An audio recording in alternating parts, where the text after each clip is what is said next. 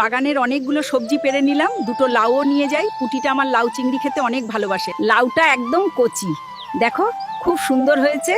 সাথে দুটো কচি ডগাও নিয়ে নিচ্ছি। যাই এবার মাছের জোগাড় দিতে হবে, জেলেপাড়ায় যেতে হবে। রান্নার জন্য তাজা মাছ কেনা খুব জরুরি, তাই দেরি না করে এখনই বেরিয়ে পড়া ভালো। কেমন মিনসের ঘর করি গো, মাছ কাটতে কাটতে জীবন একেবারে শেষ। বাড়ি ঘর দৌড় একেবারে পয়সে গেল রে। ও জেলে বউ, তোমার বরটি কোথায় গো? আমার কিছু তাজা মাছ লাগতো যে। সে কি, আমি কি তার খোঁজ নিয়ে ঘুরি নাকি? তুমি বরং নদীর কাছে গিয়ে দেখো, নদীই তো হলো তার ঘরদোর। আচ্ছা ঠিক আছে, আমি নদীর পাড়ে যাই।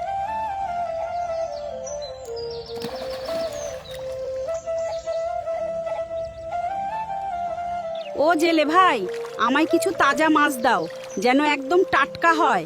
অনেকদিন পর কর্তাবাবুর বাড়িতে এলাম, যাই কর্তাবাবুর সাথে দেখা করে আসি। অনেক দিন হলো তার সাথে আমার দেখা হয়নি। কি রে পটলা, এর দিন পর তুই কোথা থেকে?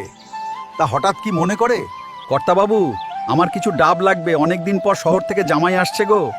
এই ভোলা, পটলাকে কয়েকটা ডাব পেড়ে দে তো। কাজটা জলদি করবি, আর দেরি করিস না। না, এই বুড়োর জন্য শান্তিতে একটু বিশ্রামও নিতে পারবো না। এই বুড়ো মানুষটা সারাক্ষণ শুধু কাজের কথা বলে, আমার একটু আরাম করার সময় নেই। ডাবগুলো বাড়িতে রেখে আমাকে আবার দ্রুত বাজারে যেতে হবে, কারণ বাড়িতে কিছু জরুরি কাজ বাকি রয়ে গেছে এবং কিছু জিনিস কেনাকাটা করা খুবই দরকারি হয়ে পড়েছে। সবকিছুর এত চওড়া দাম কি আর বলবো, এই যেন বাজারে আগুন লেগেছে। সাধারণ মানুষের জন্য সংসার চালানো খুব কঠিন হয়ে পড়েছে। যাই, এখন বাড়ির পথ ধরি। সব বাজার করা হয়ে গেল, এবার শুধু মজা করে রাঁধবো আর সবাই মিলে আনন্দ করে খাবো। এবার শুধু ভালোই ভালোই ঘরের মেয়ে ঘরে ফিরলেই হয়।